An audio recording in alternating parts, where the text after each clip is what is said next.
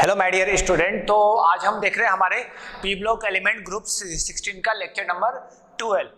काफ़ी इजी है बेटा हमारा पी ब्लॉक एलिमेंट। अभी तक तो काफ़ी स्मूथली चला है। थोड़ा सा आप लोग इसको डेली टू डेली बेसिस पे चैप्टर को रीड करो, आपको याद हो जाएगा ये तुरंत। काफ़ी उतना टफ नहीं है बेटा, ये काफ़ी इजी चैप्टर है। चलो अब हम स्टार्ट करते हैं। लास्ट लेक्चर में हमने क्या पढ़ लिया था बच्चों? लास्ट लेक्चर में हमने यहाँ पर इसके बारे में पढ़ लिया था, ओजोन के बारे में। तो एक क्वेश्चन है हाउ कैन वी, क्वेश्चन एक लिखते पहले, सबसे पहले how can we estimate ozone. हम ओजोन को कैसे एस्टिमेट कर सकते हैं? ये आपका क्वेश्चन है। हमको ओजोन का एस्टिमेट करना है, तो हम एस्टिमेट ओजोन का कैसे करेंगे बेटा? समझते हैं। बड़ा ही इजी क्वेश्चन है, देख लेते हैं यहाँ पर सॉल्यूशन देख लेते हैं। देखो बेटा क्या होता है बच्चों, ओजोन का एस्टिमेशन हम कैसे करते हैं? ओजोन का एस्टिमेशन हम कैसे करते हैं बच्चों? यहाँ पर बाय टाइट्रेशन, आयोडोमेट्री टाइट्रेशन। अब आयोडोमेट्री टाइट्रेशन हमारा क्या होता है बच्चों, समझना क्या होता है आयोडोमेट्री टाइट्रेशन हमारा क्या होता है बच्चों, यहाँ पर समझना, ठीक है। आयोडोमेट्री टाइट्रेशन में हमारा क्या होता है बच्चों? काफी इजी, काफी सिंपल है। आप लोग एक बार फोकस करना। कोई भी ऑक्सीडाइजिंग एजेंट की रिएक्शन हम KI के एक्सिस में करा लेते हैं, KI के एक्सिस में हम करा लेते हैं। और KI के एक्सिस में कराने के बाद अगर यहाँ पर मैं KOH मीडियम, मतलब बेसिक मीडियम 9.5 pH रखने का मतलब क्या है बच्चों? बेसिक मीडियम 9.5 अगर मैं pH रखूंगा तो यहाँ पर मुझे क्या ऑब्टेन हो जाएगा बच्चों? यहाँ पर मुझे ऑब्टेन हो जाएगा KOH और I2, ठीक है, KOH और I2।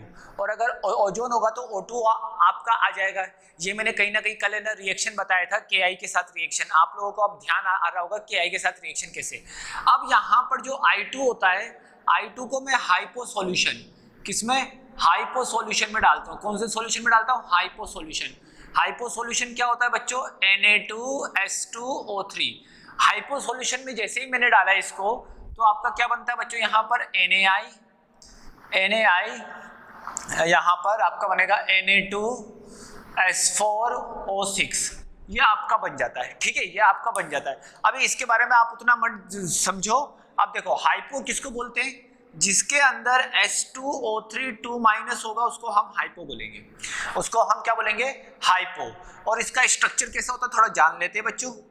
इसका स्ट्रक्चर आपका होता है ऐसा, यहाँ पर O-, यहाँ पर आपका O-, यहाँ पर आपका double bond O, that is a hypo. इसका स्ट्रक्चर आपका ऐसा होता है। ये आप लोगों को ध्यान रखना है, ठीक है, इतना आप लोगों को समझना है। अब देखो मैंने बोला आयोडोमेट्री टाइट्रेशन के थ्रू हम ओजोन का एस्टिमेशन कर सकते हैं। आयोडोमेट्री टाइट्रेशन के थ्रू हम किसका एस्टिमेशन कर सकते हैं बच्चों? ओजोन का कर सकते हैं। तो यहाँ पर अब पॉइंट वाली बात ये है, यहाँ पर अब सबसे इंपॉर्टेंट पॉइंट वाली बात क्या है बच्चों? यहाँ पर अब देखो, अब मैं ऑक्सीडाइजिंग एजेंट, आपका ओजोन क्या है बच्चों? ऑक्सीडाइजिंग एजेंट है। कौन सा एजेंट है? Oxidising agent. अब ऑक्सीडाइजिंग एजेंट आपके कौन कौन से होते हैं? K2Cr2O7 भी होते हैं, KMnO4 भी होता है। और आपका कौन कौन हो सकता है बच्चों? Oxidising agent can be, oxidising agent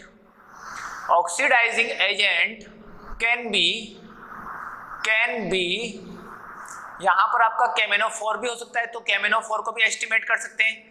K2Cr2O7 भी होता है तो उसको भी एस्टिमेट कर सकते हैं, ठीक है। यहाँ पर हम SO3 को भी एस्टिमेट कर सकते हैं, O3 को भी एस्टिमेट कर सकते हैं। मतलब ऑक्सीडाइजिंग एजेंट क्या क्या होगा? जो खुद को रिड्यूस करेगा। और यहाँ पर H2O2 को भी एस्टिमेट कर सकते हैं, H2O2 को भी एस्टिमेट कर सकते हैं। इनके जो सबसे अच्छा सुटेबल कौन होगा? जो ज्यादा ऑक्सीडाइजिंग एजेंट, जिसका ऑक्सीडाइजिंग एजेंट का पावर सबसे ज्यादा होगा। तो आप लोग जानते हो H2O2 का सबसे ज्यादा होता है, उसके बाद KMnO4 का होगा, उसके बाद K2Cr2O7 का होता है। अगर यहाँ पर ऑक्सीडाइजिंग पावर को देखा जाए, यहाँ पर अगर मैंने ऑक्सीडाइजिंग पावर के हिसाब से देखूं तो ऑक्सीडाइजिंग पावर किसका सबसे ज्यादा होता है बच्चों? H2O2 के बाद आपका होता है KMnO4, और KMnO4 के बाद आपका होता है K2Cr2O7, ठीक है। क्या होता है बच्चों यहाँ पर? K2Cr2O7।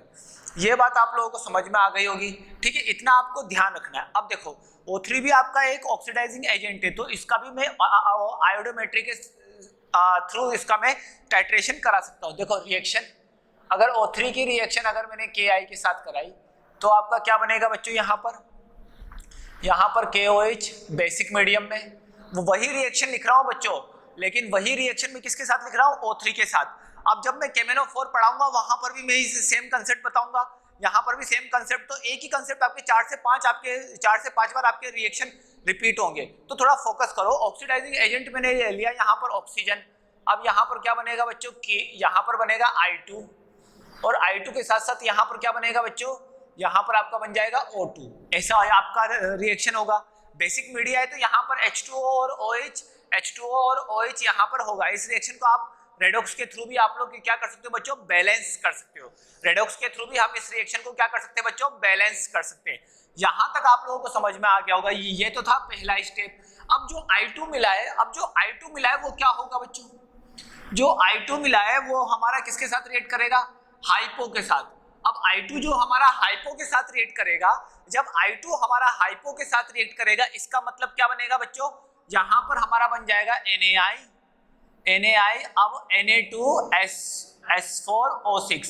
अब आपके माइंड में आ रहा होगा कि सर ऐसे रिएक्शन लिख के कैसे एस्टिमेट कर लेंगे, तो ध्यान से समझो। According to gram equivalence principle, according to gram equivalence concept, gram equivalence concept, मैंने आप लोगों को ग्राम इक्विवेलेंस आप लोगों को बताया है कहां पर, आप लोगों को कोऑर्डिनेशन कंपाउंड में ही बताया मैंने ग्राम इक्विवेलेंस का कंसेप्ट, ठीक है। तो ग्राम इक्विवेलेंस के कंसेप्ट के हिसाब से हम इसको सॉल्व कर सकते हैं। थोड़ा सा समझते हैं प्यार से। देखो क्या होगा, according to gram equivalence concept in reaction 1। देखो ग्राम इक्विवेलेंस कंसेप्ट के लिए हमको रिएक्शन को बैलेंस करने की कोई रिक्वायरमेंट नहीं होती। सबसे प्रॉफिटेबल कंसेप्ट, प्रॉफिट क्या है, रिएक्शन को बैलेंस करने की कोई रिक्वायरमेंट नहीं होती, बट आपको रिएक्शन याद होनी चाहिए। रिएक्शन याद होगी तभी आप ग्राम इक्विवेलेंस कंसेप्ट को आप लोग लगा सकते हो। तो यहां पर क्या होगा, gram equivalence of O3 equal to gram equivalence of I2। ये आएगा मेरा रिएक्शन 1 से। रिएक्शन 1 में मैंने कहां ग्राम इक्विवेलेंस लगाया है, इसमें लगाया है और मैंने एक इसमें लगाया है, ठीक है। अब रिएक्शन 2 में क्या होगा बच्चों, यहां पर रिएक्शन 2 में अब क्या होगा बेटा, ग्राम इक्विवेलेंस ऑफ I2, जो मुझे यहां से मिलेगा ग्राम इक्विवेलेंस, वही I2 का ग्राम इक्विवेलेंस मैंने किसके साथ कर लूंगा, यहां पर ग्राम इक्विवेलेंस ऑफ इसके साथ, हाइपो के साथ, ग्राम इक्विवेलेंस ऑफ हाइपो। अब बाकी तो आपका रेडॉक्स का पार्ट है, आप उसमें देख सकते हो। अब इसके बाद क्या होगा बच्चों, दोनों इक्वेशन को जब मैं इक्वेट करूंगा तो हमारा क्या आएगा, इक्वेट बोथ इक्वेशन। जब मैं दोनों इक्वेशन को इक्वेट करूंगा तो हमारा क्या आ जाएगा बच्चों, gram equivalence of O3 equal to gram equivalence of hypo, ये हमारा आ जाएगा। ये आपका तरीका है आपका क्या, आयोडोमेट्री टाइट्रेशन करने का। तो इस तरीके से हमने यहाँ पर आयोडोमेट्री टाइट्रेशन को डील किया है। मैं यहाँ पर चाहूँ तो आप फॉर्मूला बना सकते हो, लेकिन उसकी कोई रिक्वायरमेंट नहीं है, बस इतना आप लोग जान लो। यहाँ पर आप लोगों ने क्या कर दिया, ओजोन का एस्टिमेशन कर लिया। बहुत ही सिंपल, बहुत ही साधारण कंसेप्ट है। तो इस तरीके से हम यहाँ पर ओजोन का एस्टिमेशन करते हैं, ये तरीका है। This is a proper way. अगर आपसे पूछा जाए क्या आप KMnO4 का एस्टिमेशन कर सकते हो, या sure we can do it. यहाँ पर KMnO4 का हम लोग एस्टिमेशन कर सकते हैं, K2Cr2O7 का, श्योर ऑफ कोर्स, क्योंकि ये आपका खुद का क्या है बच्चों, ऑक्सीडाइजिंग एजेंट है। क्या मैं SO3 का कर सकता हूँ, हाँ ऑफ कोर्स। क्यों, क्योंकि ये ऑक्सीडाइजिंग एजेंट है। मतलब सिंपल कंसेप्ट ये है कि जो आपका ऑक्सीडाइजिंग एजेंट होगा उसका हम इस मेथड के थ्रू एस्टिमेशन कर सकते हैं। तो ये तो आपको बस ये ऑर्डर याद रखना, H2O2, KMnO4, K2Cr2O7। सबसे ज्यादा ऑक्सीडाइजिंग पावर किसकी होती है, H2O2 की, उसके बाद किसकी होती है, KMnO4 की, उसके बाद किसकी होती है, K2Cr2O7 की। चलो ये तो था हमारे ओजोन के बारे में क्वेश्चंस। अब हम पढ़ रहे हैं बच्चों थोड़ा सा सल्फर एंड इट्स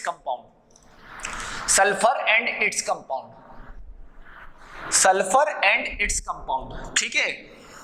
तो अभी तक तो हमने ऑक्सीजन से रिलेटेड कंपाउंड्स के बारे में पढ़ लिया था, उसमें मैं H2O2 भी बता सकता था, तो मैं एक्स्ट्रा लेक्चर बना के H2O2 आपको बताऊंगा, ठीक है। H2O2 एक्स्ट्रा में लेक्चर बना के बताऊंगा, क्योंकि वो H2O2 आपका हाइड्रोजन में आ चुका है, ठीक है। तो फिर भी अभी हम एक और बार समझ लेते हैं यहाँ पर कि यहाँ पर क्या होगा। सिंपल समझना, सिंपल। अगर मैं बात करूं यहाँ पर कंपाउंड्स ऑफ सल्फर, ठीक है, कंपाउंड्स ऑफ सल्फर। आप देखो सल्फर के कंपाउंड्स कौन कौन से होंगे बच्चों। पहला कंपाउंड आपका होगा सल्फर का, एलोट्रॉप्स के बारे में पढ़ेंगे, allotropes of sulphur, allotropes of sulphur के बारे में पढ़ेंगे। देन आफ्टर हम किसके बारे में पढ़ेंगे बच्चों, यहाँ पर एलोट्रॉप्स के बाद हम पढ़ेंगे बच्चों यहाँ पर SO2 कंपाउंड्स के बारे में। किसके बारे में पढ़ेंगे बच्चों, SO2 कंपाउंड के बारे में पढ़ेंगे। देन आफ्टर हम यहाँ पर किसके बारे में पढ़ेंगे, यहाँ पर हम पढ़ने वाले हैं एलोट्रॉप्स ऑफ सल्फर पढ़ लिया, वो SO2 पढ़ लिया।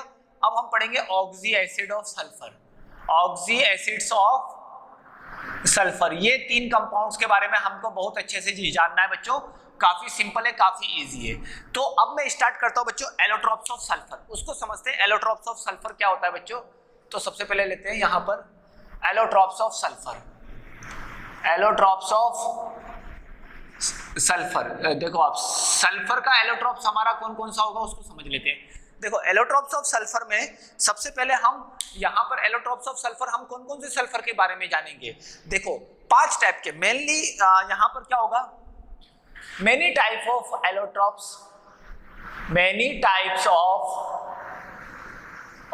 Allotropes, allotropes of sulphur, sulfur is found in nature, found in nature. Some importance are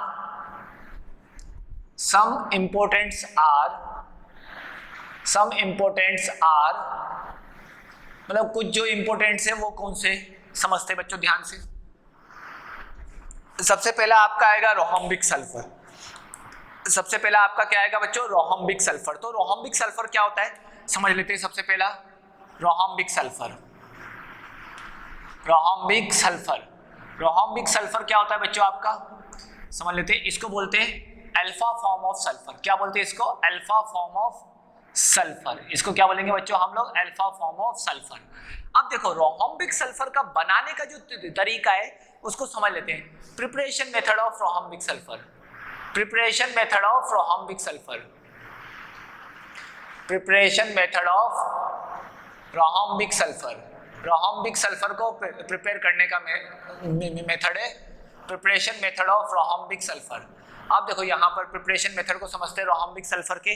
तो रोहम्बिक सल्फर का आपका प्रिपरेशन मेथड क्या होगा बेटा समझना। यहाँ पर क्या होगा बच्चों, यहाँ पर द मोस्ट, अब सबसे पहले जो ये होगा बच्चों यहाँ पर समझना पहली line, this is the most stable, this is the most stable allotropes of sulfur, this is the most stable allotropes of sulfur। ये आपके सल्फर का मोस्ट स्टेबल एलोट्रॉप्स होता है।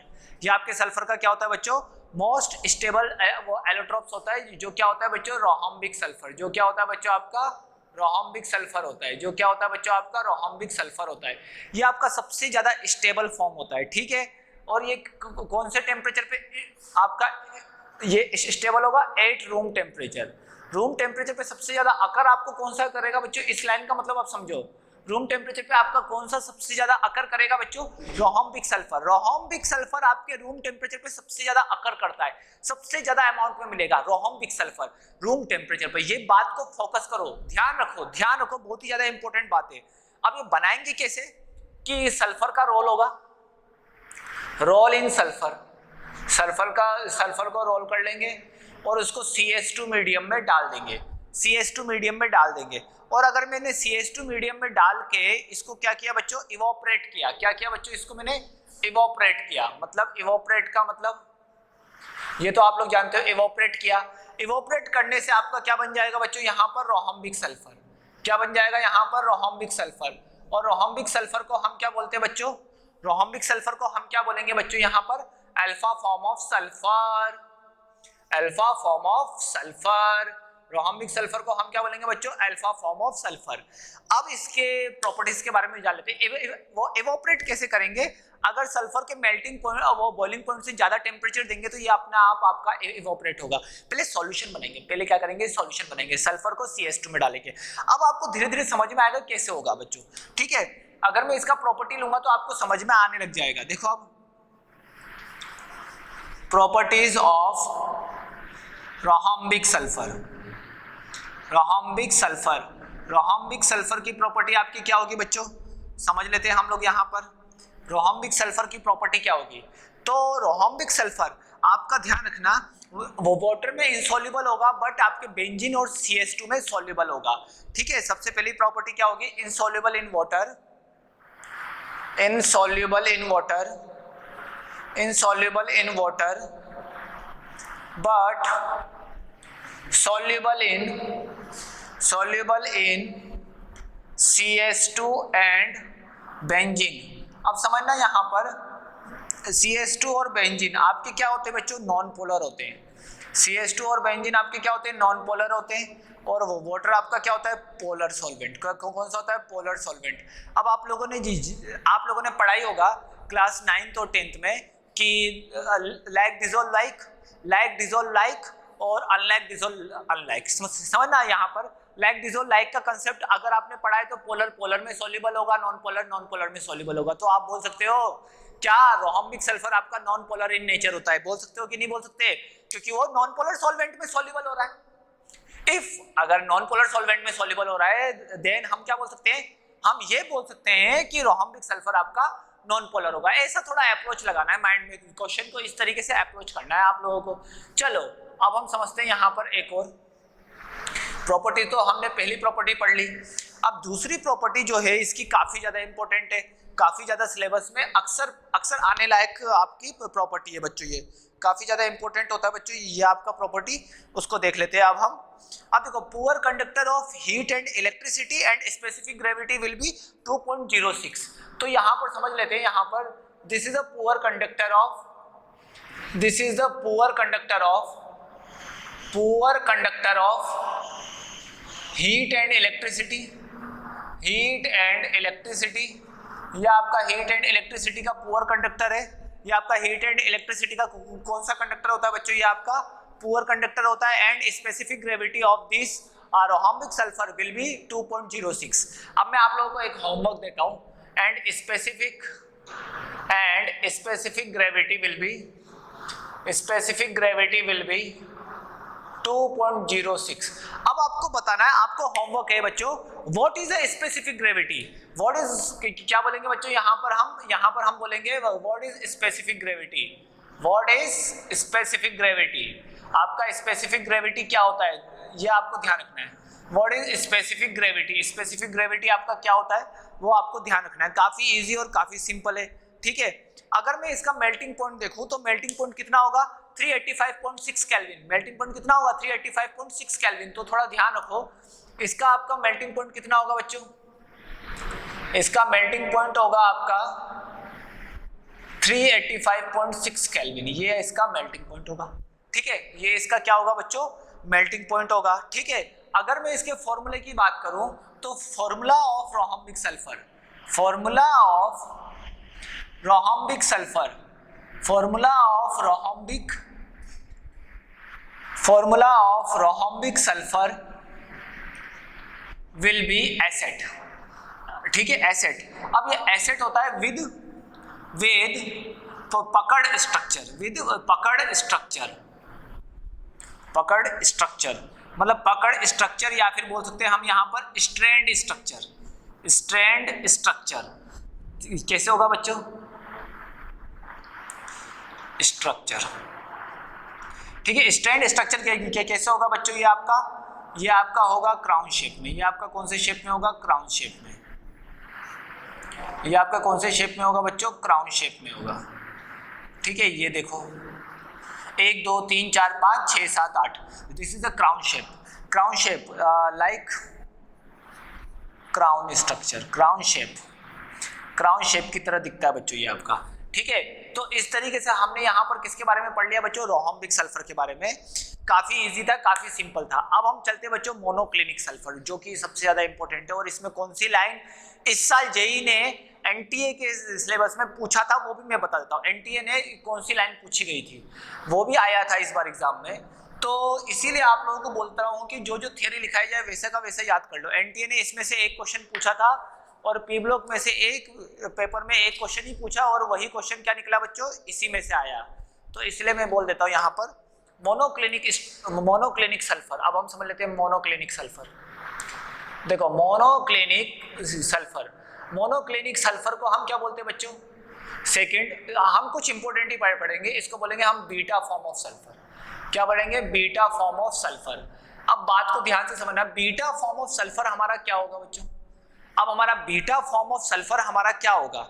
देखो इसको कैसे प्रिपेयर करेंगे, तो प्रिपरेशन मेथड समझ लेते हैं। सबसे पहले जो तरीका है हमारा वही फॉलो करेंगे, एक ही सीक्वेंस है। तो सबसे पहले प्रिपरेशन मेथड हम पढ़ लेते हैं। तो इसका प्रिपरेशन मेथड हमारा क्या होगा बच्चों? सबसे पहले सिंपल समझना, यहाँ पर समझना melting of alpha sulphur in dish. सबसे पहला तरीका समझना, तरीका क्या है बच्चों? यहाँ पर मेल्टिंग ऑफ अल्फा सल्फर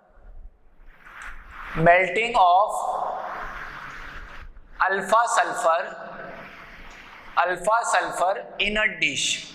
मतलब डिश में हम क्या करेंगे? अल्फा सल्फर को मेल्ट कर लेंगे। किसी भी डिश में मैंने क्या किया बच्चों? अल्फा सल्फर को मेल्टेड अल्फा सल्फर मैंने ले लिया, ठीक है। अल्फा सल्फर को मैंने मेल्ट कर लिया किसी भी डिश में। इस तरीके से सिंपल है फंडामेंटल प्रिंसिपल। अब इसको क्या करेंगे? कूल करेंगे। देखो सबसे पहले क्या करेंगे? सल्फर को कूल करेंगे। तो कूल करने पर भी आपको क्या मिल जाएगा? अल्फा सल्फर ही मिलेगा। कूल करने पर भी आपको क्या मिलेगा? अल्फा सल्फर ही मिलेगा। कूलिंग करने पर भी आपको क्या मिलेगा? अल्फा सल्फर ही होगा अभी भी है, ठीक है। कूल कर लिया। कूल करने पर क्या होगा बच्चों? ये इंपॉर्टेंट बात है। कूल करने पर यहां पर आपका डॉट डॉट डॉट, इस डॉट का मतलब आप समझ पा रहे हो? ये कुछ पोरस लाइक स्ट्रक्चर बनेगा। क्या बनेगा? पोर्स होंगे। मतलब यहां पर क्या होंगे बच्चों? कूल करने पर क्रिस्टलाइजेशन होगा। कूल करने पर क्या होगा बच्चों? इसका क्रिस्टलाइजेशन होगा। अब क्रिस्टलाइजेशन होगा तो यहां पर क्या होंगे बच्चों? पोर्स होंगे, ठीक है, पोर्स होंगे। अब पोर्स को फिल करने के लिए हमको क्या करना पड़ेगा? पोर्स को फिल करने के लिए इसी लिक्विड वाले को मैं इसमें डाल दूंगा, जिससे हमारा पोर्स क्या हो जाएगा बच्चों? फिल आपका हो जाएगा। अब हम इसको क्या करेंगे बच्चों? क्रश करेंगे। अब हम इसको क्या करेंगे? क्रश्ड करेंगे, ठीक है, क्रश करेंगे। क्रशिंग करने पर यहाँ पर छोटे यहाँ पर क्या मिल जाएगा मुझे? Crushed alpha sulphur. ये क्या होगा? Crushed alpha sulphur. यहाँ पर मुझे क्या मिल जाएगा? Crushed alpha sulphur.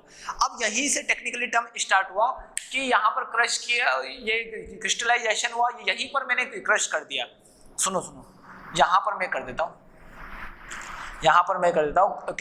क्रिस्टलाइन किया और एंड क्रशिंग भी कर दिया। इसी का मैंने क्रिस्टलाइजेशन करवा के यहीं पर मैंने क्या कर दिया? इसको क्रश्ड कर दिया, ठीक है ना। इसको बहुत अच्छे से कर देते हैं। इसको मैंने क्रश्ड कर दिया, क्रश्ड अल्फा सल्फर। इसको मैंने क्रशिंग भी कर दिया। अब जब मैंने इसको क्रशिंग कर दिया तो क्रशिंग करने पर क्या होगा बच्चों? क्रशिंग करने पर आपके जो इसके अंदर होल्स होंगे उसको तो मैंने लिक्विड से भर दिया, और यहाँ पर निडल लाइक स्ट्रक्चर मिलेगा। कैसा मिलेगा? Needle like structure. यहाँ पर आपको निडल लाइक स्ट्रक्चर मिलेगा, और निडल लाइक स्ट्रक्चर जो होगा वही आपका क्या होगा बच्चों? Beta form of sulphur. Beta form of sulphur, यही आपका क्या होगा बच्चों? आपका बीटा फॉर्म ऑफ सल्फर। सबसे पहले क्या किया? मेल्टिंग ऑफ अल्फा सल्फर को मेल्ट किया, कूल किया, क्रिस्टलाइजेशन किया, सॉलिड हुआ, क्रश किया।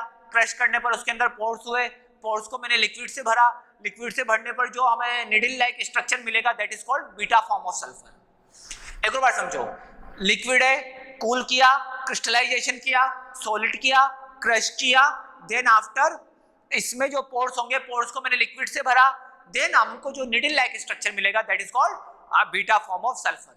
इसी को हम बोलते हैं बीटा फॉर्म ऑफ सल्फर, और यही हमारा क्या होगा? Monoclinic sulphur. यही हमारा क्या होगा बच्चों? Monoclinic sulphur. इस फिनोमिना को समझो, इस फिनोमिना को अच्छे से समझो, ठीक है ना। इस फिनोमिना को अच्छे से समझो। अब अगर अब आपसे पूछा जाए कि मोनोक्लिनिक सल्फर क्या होगा? निडल लाइक स्ट्रक्चर होगा। सिंपल बात है, निडल लाइक ही बोलोगे आप लोग। जब यहाँ दिया हुआ है निडल लाइक तो आप लोग भी वही बोलोगे ना, that is needle like structure. ये आपका क्या होगा? निडल लाइक स्ट्रक्चर होगा, ठीक है। यहाँ तक आई होप कि आप लोगों को अब समझ में आ गया होगा। अब इसकी प्रॉपर्टी के बारे में जान लेते हैं। प्रॉपर्टी ऑफ, देखो अब properties of monoclinic sulphur. Monoclinic sulphur अब देखो मोनोक्लिनिक सल्फर की प्रॉपर्टीज के बारे में जान लेते हैं। यहाँ पर जो पहली प्रॉपर्टी है वो क्या होगी, मोनोक्लिनिक सल्फर की आपकी जो पहली प्रॉपर्टी होगी वो क्या होगी बच्चों, थोड़ा फोकस करना इधर। तो मोनोक्लिनिक सल्फर की पहली प्रॉपर्टी आपकी क्या होगी, ध्यान से समझना, मैं आपको बताता हूं। देखो अल्फा सल्फर कर दिया और मैंने एंड साथ में बीटा सल्फर भी बोला, दोनों की प्रॉपर्टी सिमिलर है, दोनों की प्रॉपर्टी काफी हद तक सिमिलर है। अब अल्फा सल्फर क्या होता है, पोलर सॉल्वेंट में इनसॉल्युबल होता है और नॉन पोलर सॉल्वेंट में सॉल्युबल होता है। तो अल्फा सल्फर क्या होता है, पोलर सॉल्वेंट मतलब लाइक वाटर, वाटर में क्या होगा, इनसॉल्युबल होगा।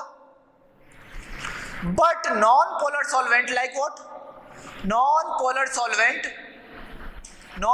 Solvent like CH2 and benzene, CH2 and benzene आपका क्या होगा बच्चों, ये आपका सॉल्युबल होगा। इन सब में क्या होगा बच्चों, ये आपका सॉल्युबल होगा। That is a simple concept, ये आपका सिंपल कंसेप्ट है जो मैंने आप लोगों को अभी बता चुका हूं, ठीक है ना। आई होप सो कि आपको अभी समझ में आ गया होगा, ठीक है। ये तो था हमारा पहला प्रॉपर्टी। अब हम और भी प्रॉपर्टी की ओर मूव करते हैं। इसमें और प्रॉपर्टी हमारा क्या होगा बच्चों, यहां पर समझ लेते हैं। यहां पर और हमारे कौन कौन से प्रॉपर्टी होंगे समझ लेते हैं। स्पेसिफिक ग्रेविटी, तो अगर मैं बोलूं यहां पर second, specific gravity of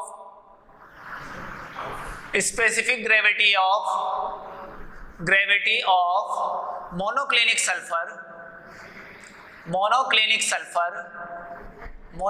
sulphur will be 1.69। अब स्पेसिफिक ग्रेविटी अगर आपने डेफिनेशन को अच्छे से समझ लिया तो आप लोगों को समझ में 1.69 नहीं 1.98 सॉरी 1.98 आपका स्पेसिफिक ग्रेविटी आपका होता है इसका, ठीक है। और इसका मेल्टिंग पॉइंट क्या होता है 393, मेल्टिंग पॉइंट आपका क्या होगा 393 केल्विन। और फोर्थ आपका स्ट्रक्चर फॉर्मूला मतलब आपका फॉर्मूला क्या होगा, मॉलिक्यूलर फॉर्मूला, इसका भी आपका एसेट होगा। यहां तक आप लोगों से इस साल एनटीयू में नहीं पूछा था।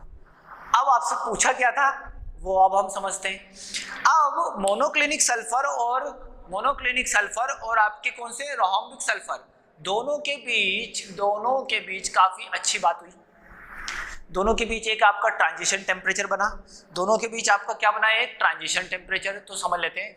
अब देखो ट्रांजिशन टेम्परेचर यहां पर मैंने लिखा 369 केल्विन, आपकी बुक में कुछ और भी दिया होगा, मैंने अप्रोक्सीमेट में 369 केल्विन, एग्जैक्ट भी आपको आता है यहाँ पर, तो 369 केल्विन दिया। अब देखो ट्रांजिशन टेम्परेचर से ज्यादा टेम्परेचर करने पर यहाँ पर आपका मोनोक्लिनिक सल्फर बनेगा। और लास्ट टाइम भी मैंने बोला था इंपॉर्टेंट है, ये आएगा तो वही आया था, थोड़ा फोकस करो इस चीज को। मोनोक्लिनिक सल्फर और यहाँ पर क्या होगा, रोहम्बिक सल्फर होगा। यहाँ पर क्या होगा बच्चों, रोहम्बिक सल्फर होगा। बात समझ में आ गई। तो अगर मैंने ट्रांजिशन अब मेरे इस टेम्परेचर पर ये इसमें बदल रहा है, इस टेम्परेचर पर ये पीछे आ जा रहा है, ऐसा हुआ ना। इस टेम्परेचर पर मेरा ये इसमें बदला, इस टेम्परेचर पर ये मेरा पीछे आ जा रहा है। इसका मीनिंग क्या हुआ बच्चों, इसका सिंपल एक ही फंडामेंटल मीनिंग हुआ कि इस टेम्परेचर को हम क्या बोलेंगे, ट्रांजिशन टेम्परेचर। इस टेम्परेचर को हम क्या बोलने वाले बच्चों, ट्रांजिशन टेम्परेचर। यही से आपका ट्रांजिस्ट हो रहा है, ट्रांजिशन टेम्परेचर। ये ट्रांजिशन टेम्परेचर है, मतलब अपने आप में चेंजेस क्रिएट कर रहा है। यहां पर ये क्या होगा, बीटा सल्फर, और यहां पर ये क्या होगा, alpha form of sulphur. Clear हो गया बच्चों, अल्फा फॉर्म ऑफ सल्फर। ये थोड़ा ट्रांजिशन टेम्परेचर आपके जेई में आ चुका है, अभी आया था इसी राउंड में, तो आप लोग थोड़ा फोकस करो इस पर, ठीक है। नाउ जब आप लोगों को यहाँ तक दो इंपॉर्टेंट आपने एलोट्रॉप्स के बारे में पढ़ लिए, अब कुछ और इंपॉर्टेंट एलोट्रॉप्स है बच्चों आपके सिलेबस में, उसको देख लेते हैं। प्लास्टिक सल्फर, ठीक है। लेकिन ये दोनों को तो आपको ऐसे याद करना है जैसे आप लोग कभी भूल ही नहीं पाओ। तो इन दोनों टाइप के एलोट्रॉप्स को तो आप बहुत ही ज्यादा इंपॉर्टेंट मार्क कर लो। अब देखो एक आएगा बच्चों आपका कौन सा, third point plastic sulphur. Third point आपका कौन सा बच्चों, प्लास्टिक सल्फर। अब प्लास्टिक सल्फर कैसे होता है बच्चों, आप समझना। प्लास्टिक सल्फर, इसमें भी काफी अच्छा कंसेप्ट है, कंसेप्ट तो है लेकिन आप लोग इतना इंपॉर्टेंट ये नहीं है। प्लास्टिक सल्फर में क्या होगा, जो मोल्टेन सल्फर होगा उसको हम क्या कर देंगे बच्चों, क्वेंच्ड कर देंगे। उसको हम क्या कर देंगे बच्चों, क्वेंच्ड कर देंगे, क्वेंच्ड कर देंगे। क्वेंच्ड करने के बाद हम क्या करेंगे बच्चों, उसको लिक्विड कोल्ड वाटर में रखेंगे। मतलब कि किसमें रखेंगे, liquid cold water, liquid cold water,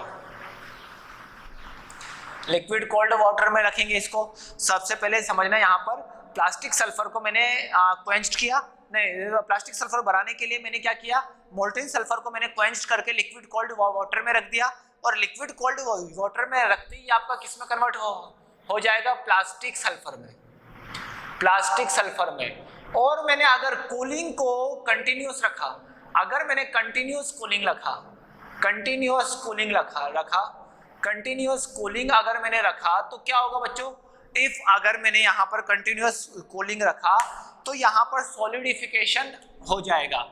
यहाँ पर क्या हो जाएगा बच्चों, सॉलिडिफिकेशन एट रूम टेम्परेचर, यहाँ पर सॉलिडिफिकेशन एट रूम टेम्परेचर, यहाँ पर आपका रूम टेम्परेचर पर क्या हो जाएगा बच्चों, सॉलिडिफिकेशन हो जाएगा। और इसी को हम क्या बोले, यहाँ पर आपका क्या बन जाएगा, सॉलिडिफिकेशन होते ही आपका क्या बन जाएगा, alpha form of sulphur.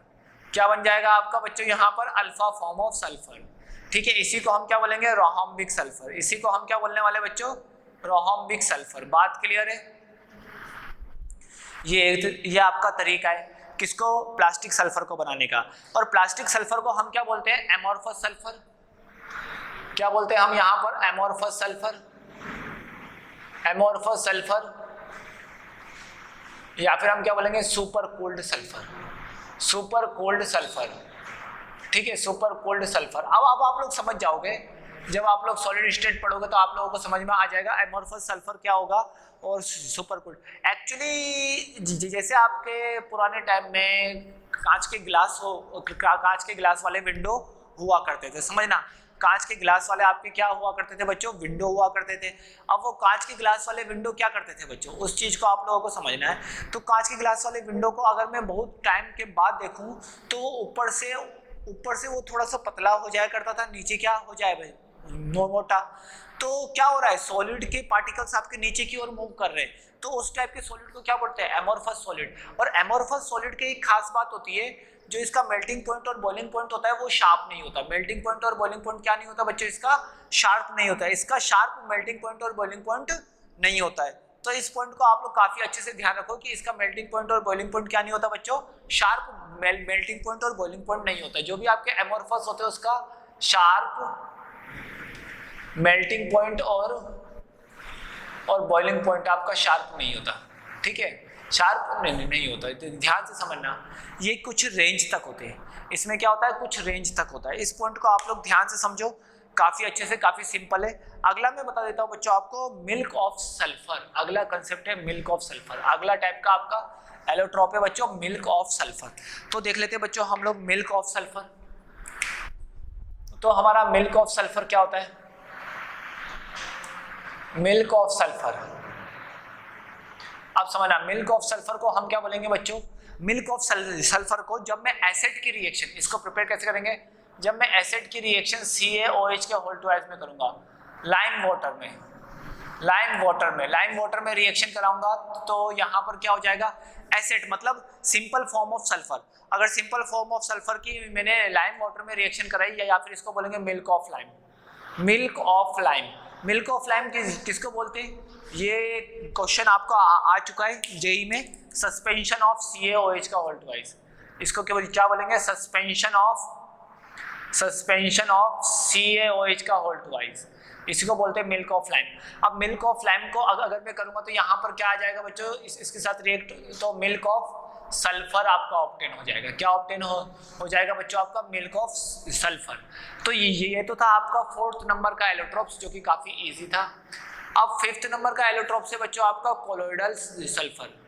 Colloidal sulphur, अब कोलोइडल सल्फर आपका क्या होता है बच्चों, यहाँ पर समझते हैं।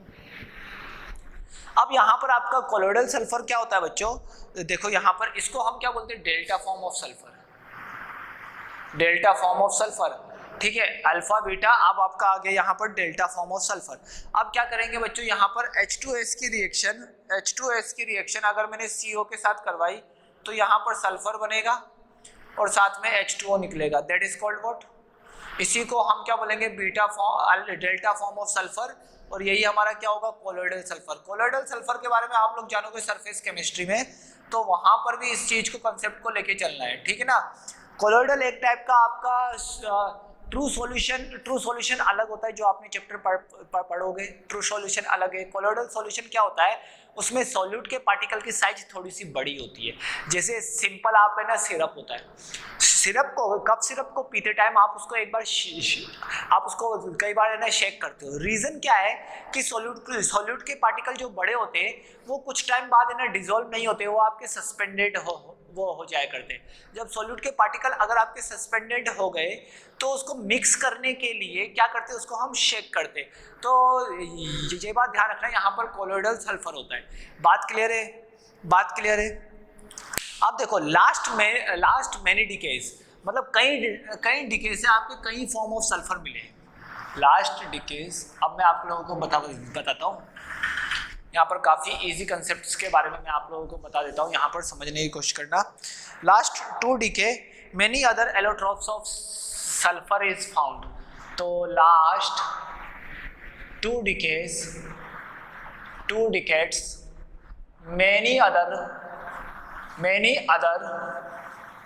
many other type of sulfur is found. Many other type of sulfur is found. बहुत सारे टाइप के आपके सल्फर मिले। अब यहाँ पर सल्फर का जो S का होता है, S आपका 6 से लेके 20 तक आपको मिल चुका है। S आपका 6 से लेके 20 तक आप लोगों को यहाँ पर मिल चुका है। अब जब अगर मैं यहाँ पर S6 का स्ट्रक्चर बनाना चाहूँगा, अगर मैं यहाँ पर स्ट्रक्चर बनाना चाहूँगा S6 का, तो अगर मैंने यहाँ पर S6 का स्ट्रक्चर बनाना चाहूँगा तो क्या बनेगा बच्चों, यहाँ पर S6 का स्ट्रक्चर आपका होगा चेयर फॉर्म में। चेयर के फॉर्म में आपका इसका स्ट्रक्चर होगा इस तरीके से आपका इसका स्ट्रक्चर होगा। यहाँ पर आपका सल्फर होगा, यहाँ पर आपका सल्फर होगा, यहाँ पर आपका सल्फर होगा, यहाँ पर आपका सल्फर होगा, यहाँ पर आपका सल्फर होगा, और यहाँ पर आपका सल्फर होगा। ये आपका स्ट्रैंड स्ट्रक्चर होगा। ये आपका क्या होगा बच्चों, स्ट्रैंड स्ट्रक्चर होगा। तो इस तरीके से आपके चेयर फॉर्म में S6 आपका साइक्लिक सल्फर मिलता है। अब इसमें इंपॉर्टेंट नोट करने वाली बात क्या है बच्चों, नोट करने वाली बात ये है, ध्यान रखना, S2 is exist at temperature greater than 1000 Kelvin, sorry 1100 kelvin. अगर मैं 1100 केल्विन से ज़्यादा अगर मैं टेम्परेचर करता हूँ तो आपका क्या होता है बच्चों, यहाँ पर S2 आपका एग्जिस्ट करता है। इसको बोल दो 1000 केल्विन। 1000 केल्विन से ज़्यादा अगर मैं टेम्परेचर करता हूँ तो आपका क्या होता है बच्चों, S2 एग्जिस्ट करता है। अब S2 क्या होता है बच्चों, पैरामैग्नेटिक इन नेचर। क्या होता है, paramagnetic in nature. Paramagnetic in nature में आपका क्या होगा बच्चों, ये आपका पैरामैग्नेटिक। ये बात आप लोगों को समझ में आ गई। अब ये पैरामैग्नेटिक किस तरीके से होगा उस चीज को समझते हैं। देखो S2 का अगर तुम आप लोग बेटा इलेक्ट्रॉनिक कॉन्फ़िगरेशन लिखोगे तो ये कुछ ऐसा आएगा। यहाँ पर नोबल गैस,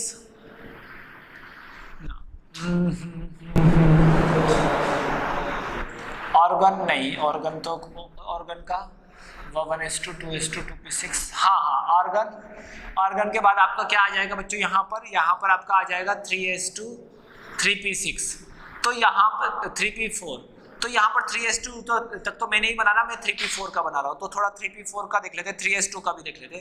तो 3s2 में 4 आपके बनेंगे, 3s2 में आपके कितने बनेंगे, S में आपके 2 बनते हैं, तो 3s2 के 2 हो गए, फिर आपका 1 होगा, फिर आपका फिर से 2 होगा, फिर आपका 2 होगा, जगह कम है, 2 मिनट कोशिश कर लेते। 3s2 के लिए मैंने 2 ये बना दिए, MOT टाइप का, MOT बना रहे हैं वैसे जनरली, एक ये, फिर आपके 2 ये बन जाएंगे, फिर आपके 2 ये बन जाएंगे, फिर आपके ये एक बन जाएगा। अब यहाँ पर आपके इसमें कितने इलेक्ट्रॉन है, 2 टाइप के सल्फर है ना, डाई एटॉमिक है। डाई एटॉमिक का तो हम क्या करते हैं, MOT थियरी, उस बात को समझो, डाई एटॉमिक है ना, MOT थियरी। तो यहाँ पर आपके कितने इलेक्ट्रॉन होंगे, यहाँ पर ऑर्गन में कितने होते हैं, ऑर्गन में होते हैं आपके 18 इलेक्ट्रॉन, ठीक है, 18 20 24, मतलब 18 20 24 कितने हो गए बच्चों, 24 इलेक्ट्रॉन्स होते हैं, 24 इलेक्ट्रॉन्स आपके एक में होते हैं, तो 2 में 48 हो जाएंगे और 48 में से ये आपका 36 चला जाएगा, तो बचे कितने इलेक्ट्रॉन? ये 36 तो दोनों में होंगे ना ऑर्गन में, वो तो नीचे नीचे बैलेंस हो गए। अब 36 से तो ये 2 बचेगा और यहाँ 12 इलेक्ट्रॉन बचेंगे। अब 12 इलेक्ट्रॉन को अरेंज करो, 1 2 3 4 5 6 7 8 9 10 11 12। अब ये देखो अनपेयर इलेक्ट्रॉन मिला, ये आपका क्या होगा? अनपेयर इलेक्ट्रॉन होगा, और अनपेयर इलेक्ट्रॉन होने की वजह से ये क्या होगा बच्चों? आपका paramagnetic in nature, paramagnetic in nature. अगर यहाँ पर अनपेयर इलेक्ट्रॉन होगा तो क्या हो जाएगा बच्चों? ये आपका पैरामैग्नेटिक इन नेचर। ये आपका क्या हो जाएगा बच्चों? आपका पैरामैग्नेटिक इन नेचर। तो यहाँ तक आई होप कि आप लोगों को अब अच्छे से समझ में आ गया होगा। ये वाले पॉइंट भी इसी साल एनटीए ने पूछा था जेईई मेंस के एग्जाम में। तो देखो पूछा क्या था, पैरामैग्नेटिक होता है कि डायमैग्नेटिक, तो आपको याद होना चाहिए ये तरीका। बहुत इसमें से ऐसे ऐसे क्वेश्चन पूछे थे जो आप लोग एक्सपेक्ट नहीं कर सकते, ठीक है? तो थोड़ा सा इस चैप्टर में कमांड करो। अब देखो अगला हम पढ़ते हैं बच्चों ऑक्साइड्स। ऑक्साइड्स में हम क्या पढ़ते हैं? ऑक्साइड्स तो बेटा 2 टाइप के होते हैं, एक होता है बेटा आपका SO3, एक होता है आपका SO2। एक होता है SO3 और एक होता है आपका SO2। तो यहाँ पर हम देखो यहाँ पर मैं सिंपली लिखता हूँ oxides of sulphur, oxides of sulphur. और SO3 के बारे में तो हम पढ़ लेंगे बाद में, उसमें कोई दिक्कत नहीं है। यहाँ पर SO2 और SO3, तो मेनली हम इसको स्टार मार्क में मैंने कर दिया, तो इसको स्टार मार्क कर दिया। तो इसका आयोडोमेट्रिक टाइट्रेशन हो सकता है, इसका नहीं, ये S+6 में जाएगा। ऑक्सीडाइजिंग एजेंट क्या होता है? जो खुद का रिड्यूस करे। ये खुद को रिड्यूस नहीं करेगा, ये खुद को ऑक्सीडाइज कर देगा। समझ में आया? अब देख लेते बच्चों, इसको समझ लेते। ऑक्साइड ऑफ सल्फर में सबसे इंपॉर्टेंट, ऑक्साइड्स ऑफ सल्फर में सबसे इंपॉर्टेंट आपका क्या होगा? SO2। सबसे इंपॉर्टेंट आपका क्या हो जाएगा बच्चों? यहाँ पर SO2। तो SO2 टाइप का ऑक्साइड्स ऑफ सल्फर हम समझ लेते हैं। यहाँ पर SO2 टाइप का, तो SO2 टाइप का आपका ऑक्साइड ऑफ सल्फर में सबसे पहले हम इसका मैंने स्ट्रक्चर तो आपको बताया है। p पाई d पाई p पाई बॉन्ड और p पाई d पाई बॉन्ड दोनों आपके इक्विवेलेंट होते हैं, बताया है ना? तो ये तो मैंने आपको बताया है। स्ट्रक्चर से कोई दिक्कत नहीं है, ठीक है? सबसे पहले हम इसके प्रिपरेशन मेथड पे जान लेते हैं, और प्रिपरेशन मेथड भी मैंने कई हद तक आप लोगों को बताया है। याद होना चाहिए बच्चों, याद होगा तो फायदा मिलेगा, नहीं याद होगा तो आपको लॉस मिलेगा। नहीं याद होगा तो आपको लॉस मिलेगा, याद होगा तो फायदा मिलेगा। अब देखो यहाँ पर सल्फर का O2 के साथ रिएक्शन कराएंगे तो क्या बनेगा बच्चों? आपका SO2। ये आपका क्या है बच्चों? एयर है। ये आपका क्या हुआ बच्चों? यहाँ पर एयर हुआ, ठीक है? और यहाँ पर क्या होगा बच्चों? 8 to 10% आपका यहाँ पर SO3 एज अ इम्प्योरिटी रहेगी। SO3 एज अ इम्प्योरिटी रहेगी। SO3 एज अ इम्प्योरिटीज रहेगी। बात क्लियर है? SO3 आपका एज अ इम्प्योरिटी रहेगा। अब देखो यहाँ पर ये तो पहला हो गया प्रिपरेशन मेथड जो आपने कई बार पढ़ा है, ठीक है? सेकंड जो प्रिपरेशन मेथड है वो हमारा क्या है बच्चों? थोड़ा सोचो। सेकंड जो हमारा प्रिपरेशन मेथड है प्योर SO2 ऑब्टेन करने का। क्या? प्योर SO2 ऑब्टेन करने का। तो समझ लेना, प्योर SO2 मुझे ऑब्टेन करना है तो मैं क्या करूंगा? मेटल सल्फाइड की रिएक्शन। क्या? Metal sulphide. सल्फाइड क्या होता है? SO3 2-। समझना, यहीं पर लिख देता हूं मैं साइड में। आपका सल्फाइड क्या होता है बच्चों? आपका यहाँ पर सल्फाइड होता है बच्चों, यहाँ पर SO3 2-। और आपका क्या होता है बच्चों? सल्फेट क्या होता है? सल्फेट आपका होता है SO4 2-। और सल्फाइड आपका क्या होता है बच्चों? S2-। ये 3 चीजें याद रखो, काफी इजी है ये तो आप लोगों ने क्लास 10th में ही पढ़ी थी। क्लास 10th का ही कंसेप्ट है। ये 3 चीजें आप लोग काफी अच्छे से याद रखो, बस इतना आप लोगों ने याद रखा काफी है। मेटल सल्फाइड की रिएक्शन अगर मैं डाइल्यूट H2SO4 के साथ कराऊंगा, किसके साथ? डाइल्यूट H2SO4 के साथ करवाऊंगा, तो आपका क्या होगा बच्चों? यहाँ पर आपका SO2 गैस का ऑब्टेन होगा। SO2 गैस आपका क्या होगी बच्चों? ऑब्टेन होगी। ये तरीका आप लोगों को याद रहना चाहिए। अब देखो मेटल सल्फाइड का मतलब क्या? Na2H2O3। जैसे as example suppose that Na2SO3 की रिएक्शन अगर इफ डाइल्यूट H2SO4 के प्रेजेंस में मैं अगर करवा देता हूं तो आप लोगों का क्या होगा बच्चों? कंसेप्चुअली समझो कि यहाँ पर सिंपली आपको चमक रहा है, सिंपल है, काफी इजी है। करवाने पर क्या होगा बच्चों, यहां पर आपका Na2SO4 बन जाएगा, डबल डिस्प्लेसमेंट रिएक्शन, और क्या बन जाएगा बच्चों, H2SO3 बन जाएगा। और H2SO3 को अगर मैं फर्दर गर्म करूंगा, अगर मैं H2SO3 को फर्दर अगर मैं गर्म करूंगा तो आपका क्या बनेगा बच्चों, यहां पर समझना, H2SO3 को अगर मैं फर्दर गर्म करूंगा तो यहां पर मेरा बनेगा कि ये आपका यहां से SO2 गैस निकलेगी और ये H2O। अब ये SO2 गैस कैसा होता है वो मैं आप लोगों को प्रॉपर्टी में बताऊंगा, पंजेंट स्मेल कैसा कैसा होता है, बहुत ज्यादा सफोकेटिंग स्मेल टाइप का होता है, ठीक है। इस चीज को आप लोग ध्यान से समझो, ठीक है। एक और मेथड है बच्चों, मेटलर्जी। मेटलर्जी में रोस्टिंग कराते वक्त, मेटलर्जी में दो प्रोसेस होते हैं बच्चों, थर्ड प्रिपरेशन मेथड समझ लेते हैं। थर्ड प्रिपरेशन मेथड आपका क्या होता है, मेटलर्जी। अब देखो मेटलर्जी में हम लोग क्या करते हैं बच्चों, रोस्टिंग कराते टाइम, क्या कराते टाइम बच्चों, रोस्टिंग। दो टाइप की होती है, एक होता है बच्चों हमारा रोस्टिंग, एक होता है हमारा कैल्सिनेशन, ठीक है, कैल्सिनेशन। अब देखो कैल्सिनेशन और रोस्टिंग क्या होता है, सल्फाइड और इन प्रेजेंस ऑफ सल्फाइड और oxidised in presence of air, मतलब O2 के प्रेजेंस में, ठीक है। मतलब एक्सेप्ट सल्फाइड और मतलब जैसे अगर मैं बोलूं एग्जांपल के लिए कार्बोनेट और हाइड्राइड और, इन सब का क्या करूंगा बच्चों, इन सब को मतलब क्या करना है, ऑक्सीडाइज करना है, oxidise in absence of air.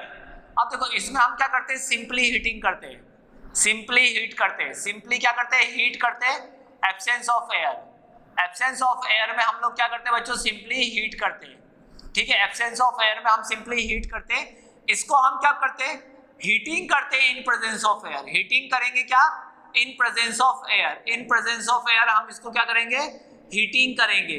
अब बात तो आप लोगों को समझ में आ गई होगी। अगर मैं इन प्रेजेंस ऑफ एयर इसका हीटिंग करूंगा तो क्या होगा बच्चों, वो रोस्टिंग में आएगा, तो वो अगला वाला कैल्सिनेशन में आएगा। अब देखो सल्फाइड और का हम हमेशा क्या करेंगे, जैसे मेरे पास सल्फाइड और है, एज एग्जांपल FeS का O2 के साथ हीट मैंने किया तो यहाँ पर क्या बन जाएगा, Fe2O3 और SO2 गैस बाहर निकलेगा। लाइक ZnS का अगर मैंने O2 के साथ रिएक्शन कराया तो क्या हो जाएगा, यहाँ पर ZnO बन जाएगा और साथ में SO2 गैस निकल जाएगा। देखो सल्फाइड और का कर रहे हैं। इसके साथ साथ PbS मतलब गैलेना की रिएक्शन अगर मैंने इसके साथ कर दिया तो यहाँ पर क्या बन जाएगा, ZnO बन जाएगा और साथ में SO2 गैस निकल जाएगा। तो इस तरीके से हम यहाँ पर SO2 गैस को ऑब्टेन कर सकते हैं बाय रोस्टिंग। और ये मेटलर्जी का सबसे इंपॉर्टेंट पार्ट है, मेटलर्जी का। जो रिएक्शन अभी मैं पढ़ा रहा हूँ वो आपके घूम फिर के वापस से रिपीट होगी, ठीक है। अब हम समझते बच्चों यहाँ पर अब हम समझते हैं एक एक करके। ये तो आप लोगों को SO2 के बारे में समझ में आ गया। अब SO2 की जो प्रॉपर्टी होती है उसको समझते हैं। SO2 आपका क्या होता है, पंजेंट स्मेल होता है। इसका स्मेल कैसा होता है बच्चों, आप लोगों का पंजेंट स्मेल। SO2 का आपका क्या होगा, SO2 is pungent in smell. Smell में क्या होता है बच्चों, ये आपका पंजेंट होता है, मतलब सफोकेटिंग टाइप का इसका स्मेल आता है, ठीक है। सफोकेटिंग टाइप का आपका इसमें स्मेल आएगा और ये कलरलेस होगा, ठीक है। और ये क्या होगा, कलरलेस होगा, ठीक है। और यहाँ पर सफोकेटिंग होगी, हाईली अमाउंट में आपको सफोकेटिंग टाइप का लगेगा, ठीक है। यहाँ तक समझ में आ गया। Then after highly soluble in water में क्या होगा, हाईली सॉल्युबल इन वाटर, मतलब ये वाटर में आपका हाईली सॉल्युबल होगा। बात क्लियर है, हाईली सॉल्युबल इन वाटर। आपको इसको रखा किस तरीके से जाता है बच्चों, can be liquefied at 2 atm pressure, can be liquefied eight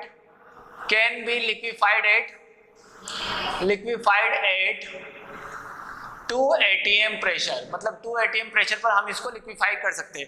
अब मैं यहाँ से कुछ इंपॉर्टेंट कंसेप्ट आपके निकलने वाले हैं, वो मैं आप लोगों को बताऊंगा। यहाँ से कुछ आपके इंपॉर्टेंट कंसेप्ट्स आपके निकलने वाले, काफी इजी काफी सिंपल कंसेप्ट्स आपके यहाँ से निकलेंगे। ठीक है, अब हम बात करते हैं बच्चों इसकी केमिकल प्रॉपर्टीज की। तो केमिकल प्रॉपर्टीज हमारी क्या होगी बच्चों यहाँ पर, केमिकल प्रॉपर्टीज हमारी क्या होगी बच्चों यहाँ पर समझ लेते हैं। तो केमिकल प्रॉपर्टीज की अगर मैं बात करना चाहूंगा यहाँ पर, तो केमिकल प्रॉपर्टीज में सबसे पहले SO2 की रिएक्शन अगर मैंने, समझो यहाँ पर पहला SO2 की रिएक्शन अगर मैंने H2O के साथ करवाई, तो आप लोग जानते हो क्या बनने वाला है, H2SO3। ये हो गया पहला। This is a hydrolysis of, this is a hydrolysis of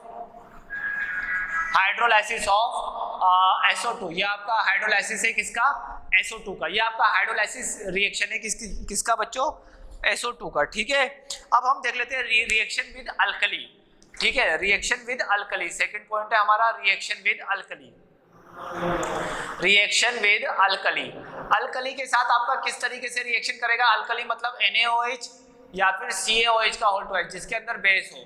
ठीक है, अल्कली के साथ आपका किस तरीके से रिएक्शन करेगा, थोड़ा बात को समझने की कोशिश करिएगा आप लोग। ठीक है, अल्कली के साथ क्या होगा, अगर आपका SO2 अगर आपका अल्कली के साथ रिएक्शन करता है तो आपका Na2SO3 बनाएगा, Na2SO3 बनाएगा और साथ में आपका H2O बनाएगा। बात क्लियर है, बात क्लियर है, सिंपल है।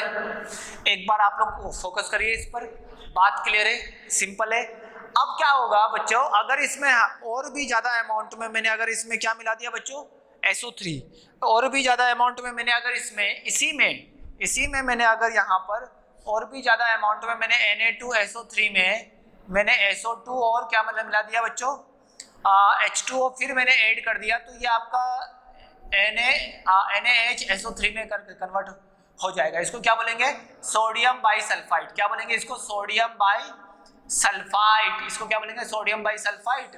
ठीक है, इसमें आपका कन्वर्ट आपका हो जाएगा। अब देखो रिएक्शन को बैलेंस करना आपके ऊपर डिपेंड है, रिएक्शन को आपको किस तरीके से बैलेंस करना है वो आपको फोकस करना है। थोड़ा बहुत आप लोग रिएक्शन को बैलेंस करना सीखो। अगर ये रिएक्शन आपको याद हो जाती तो अगले आने वाली रिएक्शन CO2 की वो भी आपको याद हो जाएगी। देखो अगला आने वाला रिएक्शन हमारा क्या है बच्चों, केमिकल प्रॉपर्टी में थर्ड, देखो कुछ इसी तरीके से आपका CO2 भी रिएक्ट करता है। अगर मैंने इसकी रिएक्शन एग्जाम्पल है ये बच्चों, अब देखो एग्जाम्पल में मैंने अगर SO3 की रिएक्शन SO2 की रिएक्शन CaOH के होल ट्वाइस के साथ करवाई, तो आपका सबसे पहले क्या बनेगा, CaSO3 बन जाएगा और साथ में क्या हो जाएगा, H2O निकलेगा। फिर अगर मैंने CaSO3 की रिएक्शन, देखो थोड़ा मिलाओ इस रिएक्शन को, CaSO3 की रिएक्शन SO2 के साथ और H2O के साथ करवाई, तो यहाँ पर क्या बन जाएगा, CaHSO3 और यहाँ पर H2O। अब मैं आप लोगों को असली कंसेप्ट बताने वाला हूँ। असली कंसेप्ट आप समझना बच्चों यहाँ पर कि test of carbonate, test of CO2 का टेस्ट कैसे करेंगे। जो CO2 है अगर उसका रिएक्शन CaOH का होल ट्वाइस के साथ करवाया तो यहाँ पर क्या बन जाता है, CaCO3 बन जाता है और साथ में H2O निकल जाता है। अब इसी CaCO3 में अगर मैंने और ज्यादा अमाउंट में CO2 और H2O मिलाया, देखो S की जगह C हो गया बस, CO2 और H2O मिलाया तो यहाँ पर क्या बन जाएगा, CaHCO3 मतलब कैल्शियम बाइकार्बोनेट। क्या बन जाएगा, कैल्शियम बाइकार्बोनेट और यहाँ पर कैल्शियम बाइसल्फेट, इसको बोलेंगे बाइसल्फेट। HSO3 माइनस को बोलते हैं बाइसल्फेट और SO3 माइनस 2 को क्या बोलते हैं, सल्फाइड। ठीक है, इस तरीके से आपका बन जाएगा। अब पॉइंट वाली बात क्या है बच्चों, यहाँ पर पॉइंट वाली बात क्या है मैं आपको बताता हूँ, समझना। CO2 और CaOH यहाँ पर मिल्कीनेस आता है, यहाँ पर मिल्कीनेस कलर आता है, आपका मिल्कीनेस कलर आएगा। और क्या होगा, इसकी रिएक्शन वापस से CO2 और H2O के साथ कराने पर मिल्कीनेस कलर क्या हो जाता है, मिल्कीनेस कलर आपका क्या हो जाता है बच्चों, डिसअपीयर हो जाता है। क्या हो जाता है, डिसअपीयर हो जाता है। मिल्कीनेस कलर आपका क्या हो जाता है बच्चों, डिसअपीयर आपका होता है। तो इसी की तरह SO3 में भी क्या आता है बच्चों, मिल्कीनेस कलर आता है। याद रखो रिएक्शन, मिल्कीनेस कलर आता है और मिल्कीनेस कलर आता है। फिर मैंने एक्सिस अमाउंट में SO2 और H2O मिलाया तो यहाँ पर क्या आ जाएगा, मिल्कीनेस कलर आपका डिसअपीयर हो जाएगा। तो यहाँ पर आपका मिल्कीनेस कलर क्या हो जाएगा बच्चों, मिल्कीनेस कलर आपका क्या हो जाएगा बच्चों, डिसअपीयर हो जाएगा। डिसअपियर हो जाएगा। तो ये आपका अल्कली के साथ किसकी तरह रिएक्शन देता है, लाइक CO2। आप CO2 याद कर लो तो ये वाला ध्यान रहेगा, ठीक है। तो यहां पर SO2 react alkali like CO2, मतलब CO2 की तरह रिएक्शन करेगा। इसको नोट डाल के आप लोग लिख सकते हो, इंपॉर्टेंट पॉइंट्स के हिसाब से नोट डाल के, याद रखने के पॉइंट ऑफ व्यू से आप इसको नोट डाल के लिख सकते हो, ठीक है। काफी इजी है, काफी सिंपल है, यहाँ पर आप लोगों को समझ में आ गया होगा, ठीक है। अब हम देख लेते हैं reaction with O2। Reaction with O2 समझते हैं। यहाँ पर ये आपका था कौन सा, दूसरा, तीसरा, reaction with O2। Reaction with O2 के साथ किस तरीके से रिएक्शन करेगा बच्चों, समझते हैं। देखो SO2 की रिएक्शन अगर मैंने O2 के साथ करवा दी यहाँ पर प्लेटिनम और वेनेडियम पेंटाऑक्साइड के प्रेजेंस में, तो आपका क्या बनेगा बच्चों, SO3 बनेगा। इस रिएक्शन को मैं और ज्यादा डिस्कस करूंगा इन कॉन्टैक्ट प्रोसेस, ठीक है। अभी यहाँ पर समझो, ये क्या होगा, हाईली एक्सोथर्मिक। ये क्या होगा, हाईली एक्सोथर्मिक। और आपको पता है ये भी आपका गैस है, ये भी आपका गैस है, ये भी आपका गैस है। If delta Ng is negative, अब यहाँ पर डेल्टा Ng की वैल्यू कितनी है, -1, मतलब डेल्टा Ng आपका क्या आ रहा है बच्चों, नेगेटिव आ रहा है। अगर आपका जनरली डेल्टा Ng अगर आपका नेगेटिव आता है तो high pressure low temperature, Hindustan petroleum limited का हम यहाँ पर यूज कर सकते हैं। हाई प्रेशर लो टेम्परेचर, ठीक है, हाई प्रेशर और लो टेम्परेचर, ठीक है। अब ध्यान देना, SO2 आपका क्या करेगा, बहुत सारे कंपाउंड को रिड्यूस करेगा, मतलब खुद में क्या होता है, ऑक्सीडाइजिंग एजेंट। SO2 आपका क्या होता है, आपका SO2 आपके बहुत सारे कंपाउंड को रिड्यूस, बहुत सारे कंपाउंड के साथ रिडक्शन ऑक्सीडेशन रिएक्शन शो करेगा। मतलब SO2 क्या होगा, खुद आपका रिड्यूस होगा, ठीक है। तो यहाँ पर बताता हूँ, SO2 आपका क्या होता है, ऑक्सीडाइजिंग एजेंट। यहाँ पर रुको, SO2 आपका एक तरीके का रिड्यूसिंग एजेंट, सॉरी, ठीक है। तो यहाँ पर fourth point, SO2 show reducing character. SO2 आपका रिड्यूसिंग कैरेक्टर, या फिर बोल सकते हैं रिडक्टेंट भी होता है। क्या होता है ये, अपने ये अब देखो कि किसी भी रिडक्स रिएक्शन को प्रोसीड करने के लिए मुझे एक ऑक्सीडाइजिंग एजेंट चाहिए और एक रिड्यूसिंग एजेंट चाहिए। देखो अगर मैंने इसकी रिएक्शन KMnO4 के साथ करा दी, तो KMnO4 क्या है बच्चों, यहाँ पर +7 है, ठीक है, और यहाँ पर SO2 पर क्या है बच्चों, +4 है ऑक्सीडेशन नंबर। अब जैसे ही मैंने इसकी रिएक्शन कराई एसिडिक मीडिया में H+ मीडिया में, जैसे ही मैंने इसकी रिएक्शन कराई, इसकी रिएक्शन कराने पर मेरे साथ क्या होगा, देखो ये क्या करता है बच्चों, रिड्यूसिंग एजेंट है, इसका मतलब सामने वाले को रिड्यूस करेगा, सामने वाले के ऑक्सीडेशन नंबर को कम करेगा, तो सामने वाला आपका यहाँ पर किस में कन्वर्ट आपका हो जाएगा, Mn+2 में। किस में कन्वर्ट आपका हो जाएगा, Mn+2 में। मतलब अगर मैंने यहाँ पर लिया होता H2SO4, देखो पहले मैं लिखना आपको बता देता हूँ, बैलेंस कर लेना, रेडॉक्स रिएक्शन है, आपको बैलेंस खुद कर। Mn+2 और ये किस में कन्वर्ट आपका हो जाएगा, SO3 में। ये आपका किस में कन्वर्ट आपका हो जाएगा, वो SO3 में।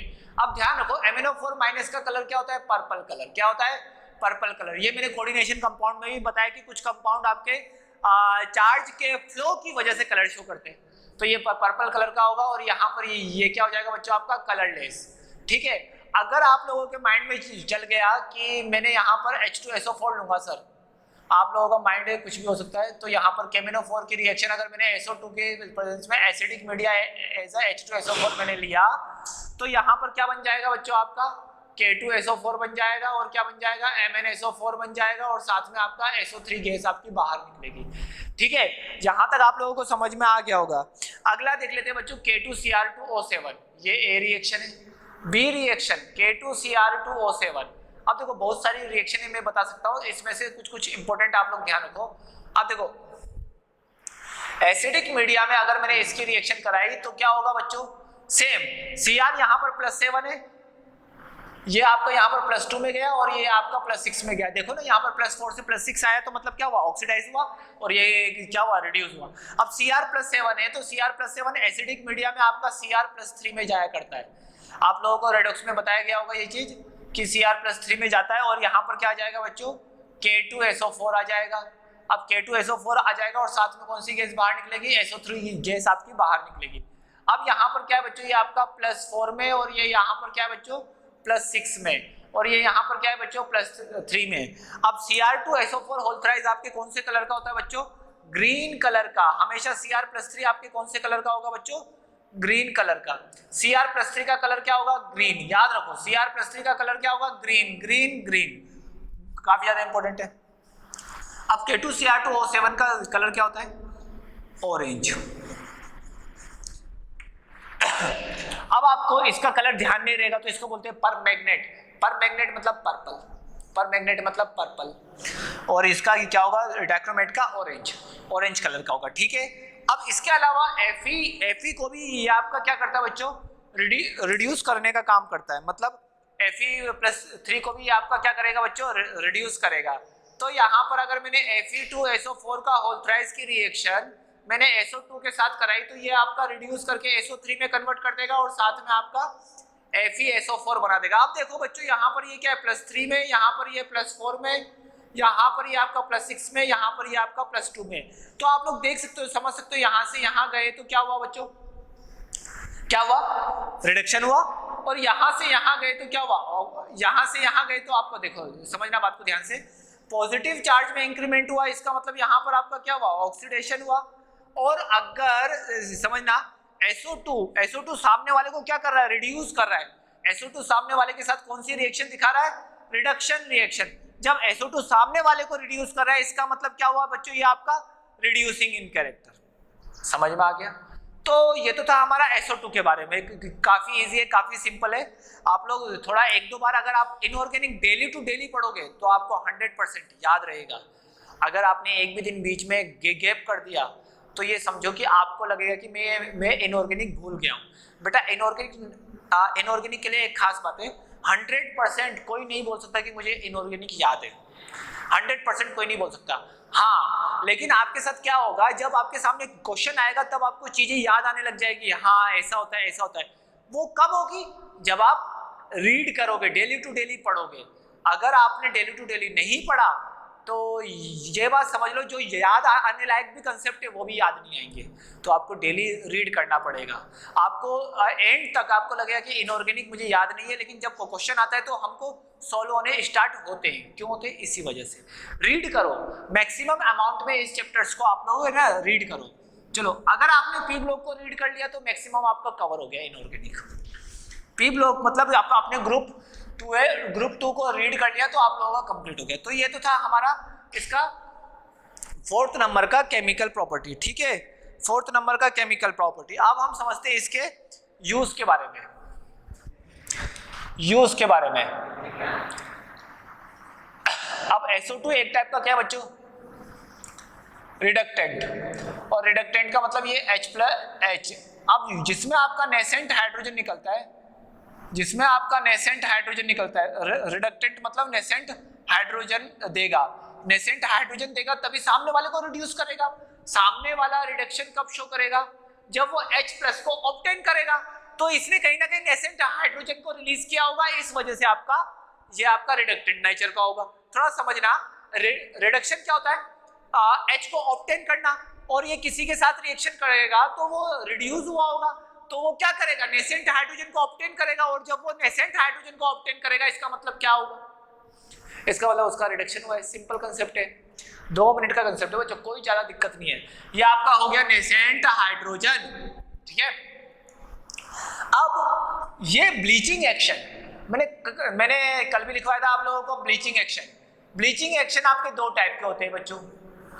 अगर आपका रिड्यूसिंग कैरेक्टर का होगा, कोई भी रिड्यूसिंग एजेंट की वजह से जो ब्लीच होगा वो आपका टेम्पररी होगा, और जो ऑक्सीडाइजिंग एजेंट की वजह से होगा वो क्या होगा, परमानेंट। वो आपका कौन सा होगा, परमानेंट। तो यहां पर आपका कौन सा ब्लीचिंग होगा बच्चों, बोलो बोलो। याद रखो SO2 आपका रिड्यूसिंग कैरेक्टर का होता है, +4 होता है, क्योंकि ये +6 में जाने का टेंडेंसी रखता है। खुद आपको अपने आप को क्या कर सकता है बच्चों, ये ऑक्सीडाइज कर सकता है। तो ये क्या होगा बच्चों, आपका यहाँ पर ये टेम्पररी ब्लीचिंग शो करेगा, टेम्पररी ब्लीचिंग शो करेगा। समझ में आ गया, ये यहाँ पर आपका टेम्पररी ब्लीचिंग को शो करेगा, ठीक है। अब यूज ऑफ हम लोग समझ लेते हैं SO2 को, यूज ऑफ SO2। तो देख लेते हैं यहाँ पर यूज तो ये हो गया। दूसरा यूज क्या होगा बच्चों, थोड़ा सपोज करो, सोचो इसके बारे में। दूसरा यूज होगा for preservation of food. Food preservation में इसका यूज होता है। फूड प्रिजर्वेशन में मतलब जैम, जेली, इन सब के प्रिजर्वेशन में आपका किसका यूज होता है बच्चों, SO2 का यूज होता है। ठीक है ना। SO2 को किस लिए, SO2 आपका किसके प्रिपेयर में काम आता है, for preparation of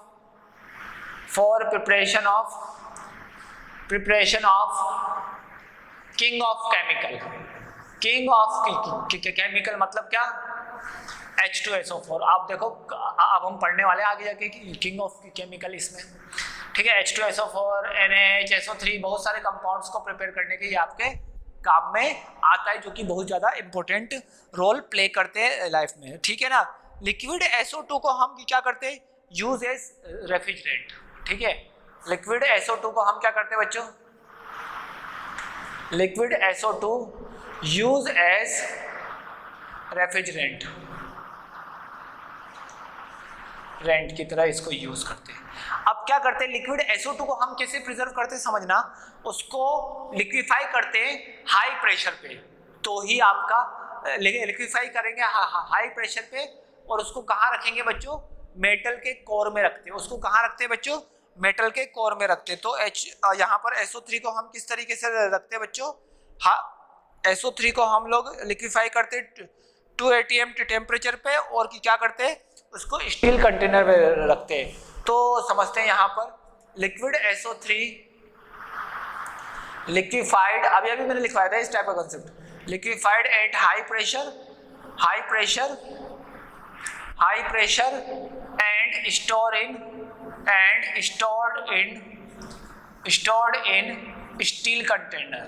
steel container में हम इसको क्या करते हैं बच्चों, स्टोर करते हैं। तो इस तरीके से हमारा क्या खत्म हुआ बच्चों, एलोट्रॉप ऑफ सल्फर खत्म हो गया और ऑक्साइड ऑफ सल्फर।